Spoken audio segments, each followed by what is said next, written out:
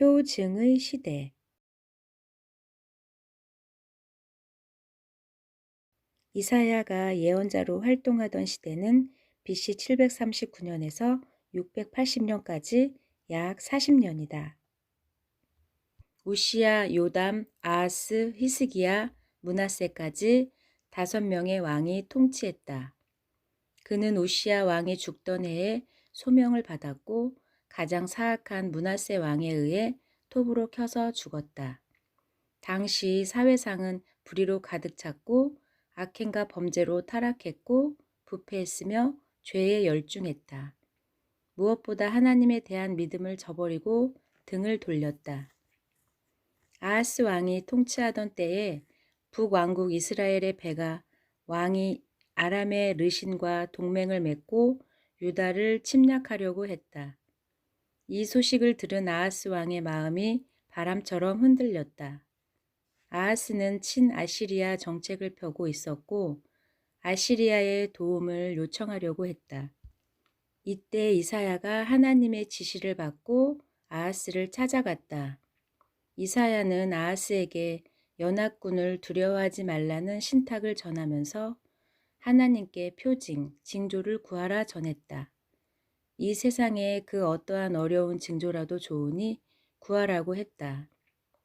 너는 내 하나님 여호와께 한 징조를 구하되 깊은 데에서든지 높은 데에서든지 구하라. 아하스는 스올이나 하나님의 계신 거처라도 볼 수 있는 절호의 기회를 만났다. 그러나 아하스는 순간적으로 잘못된 결정을 하여 표징 구하기를 거절했다. 저는 표징을 구하지 않겠습니다. 여호와를 시험하지 않겠습니다. 아하스의 말은 겸손하게 보이지만 실제로는 불신에서 나온 말이다. 반면 히스기야는 해시계의 해 그림자가 10도 뒤로 물러나는 징조를 구했다. 그러나 아하스는 징조를 구하라는 선지자의 권면을 거절했다.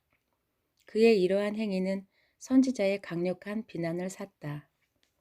이사야는 그의 저서에서 징조를 많이 받고 요구할수록 믿음이 있는 사람으로 간주했다. 계속 징조를 구하는 히스기야는 믿음이 있는 왕으로 간주되었고 징조를 거부하는 아하스는 믿음이 없는 형편없는 왕으로 취급되었다. 아하스는 이미 아시리아 왕에게 많은 돈을 지불하고 도움을 요청한 상태였기에 하나님보다 어둠의 강대국 아시리아를 더 신뢰했던 것이다. 만일 너희가 굳게 믿지 못하면 너희는 굳게 서지 못할 것이다. 이사야에서 징조는 믿음을 바탕으로 하고 있다. 그러나 예수님은 표적을 구하는 것을 부정적으로 평가하셨는데 이는 징조를 구하는 사람들이 예수님을 믿을 수 없어서 표적을 구했기 때문이다. 아하스가 하나님을 의지하기를 거부하고 징조를 거절하자 하나님은 아하스에게 일방적으로 징조를 주셨다. 주께서 친히 징조를 너희에게 주실 것이라. 처녀가 잉태하여 아들을 낳을 것이요 그의 이름을 임마누엘이라 하리라. 이사야 7장 14절에서 15절. 하나님은 시대가 어려울 때일수록 하나님의 그의 백성과 함께 하신다는 말씀을 강조하신다. 우리가 사는 현 시대는 징조가 폭발하는 종말의 때다. 세상 끝에는 무슨 징조가 있사오리까? 징조를 구하는 제자들에게 주님은 징조를 주셨다. 징조를 주신 이유는 세상 끝이 오는 때를 알기 위한 것이며 그의 백성이 준비되어야 하기 때문이다. 마태복음 24장과 누가복음 21장에 기록된 징조들이다. 1. 거짓 선지자의 미혹을 받지 않도록 주의하라. 2. 기근과 지진과 전쟁이 있을 것이다. 3. 너희가 나를 믿는다는 이유 때문에 욕먹고 미움을 받을 것이다. 4. 천국 복음이 모든 민족에게 전파될 것이다. 5. 무화과 나무가 싹을 낼 것이다. 6. 노아 시대 사람들처럼 먹고 마시고 깨닫지 못할 것이다. 7. 전염병과 기근과 지진이 있을 것이다. 8. 해가 어두워지고 달이 핏빛으로 변하고 별들이 떨어질 것이다. 우리는 이 모든 징조들을 보는 징조의 홍수 속에 살아간다. 교회가 박해받는 일이 이슬람 국가에서나 있는 줄 알았는데 미국과 한국에도 이런 일이 일어나고 있다.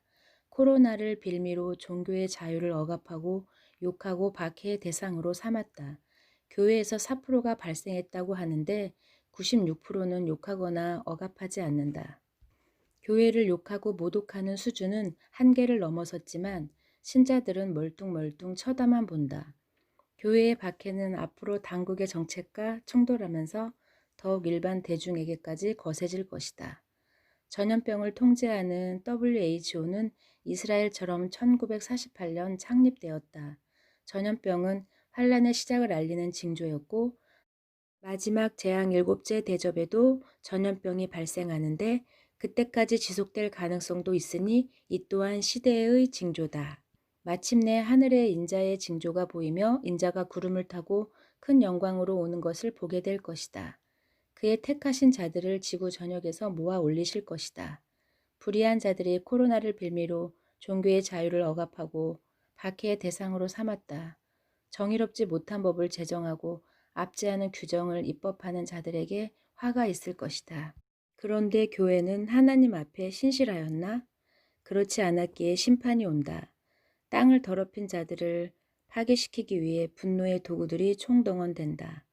하나님에 의지하기보다 세상의 신에게 굴복했고 눈에 보이는 음료의 상업주의와 물질주의에 취해 멸망이 임박했음에도 회개하지 않는 채 안락함에 빠져 있다. 겉으로는 화려하고 젠틀하게 위장했지만 속을 들여다보니 소돔과 고모라를 쫓아갔고 도둑과 반역자들과 음녀들의 도시가 되었다. 그들의 반역에 가담하였고 음행의 포도주에 취했다. 죄는 제대로 지으면서 드리는 종교행위는 역겨운 것이 되었다. 그들의 땅에는 금과 은과 사치품이 셀 수 없이 차고 넘쳤고 항공모함과 전투기와 핵무기들도 충분했다. 음녀 바벨론 도시들은 파괴될 것이고 대청소될 것이다. 음녀의 가중한 물건들과 위용을 자랑했던 마천루와 오벨리스크와 호화 저택들은 남김없이 파괴될 것이다. 하나님보다 그것들을 더 의지했고 거룩하신 하나님에게 아무 관심도 없었기 때문이다. 하나님은 징조를 보내 그의 백성을 깨우지만 징조를 거절한 아하스처럼 신자들도 징조들에 눈 감고 귀를 닫았다. 하지만 임마누엘의 하나님은 심판만 말씀하지 않으신다. 책망과 심판과는 대조적으로 하나님의 은혜로운 약속들을 성취하시고 다루어 가신다. 여호와의 날이 이르기 전에 그의 백성을 소환하심으로 열방에 그의 이름을 알리실 것이다. 영광스러운 그리스도의 왕국이 도래할 것이며 빛나고 거룩한 새 예루살렘 성의 위용이 드러낼 것이다. 그분의 백성들에게 미래의 가슴 벅찬 소망으로 위로하신다.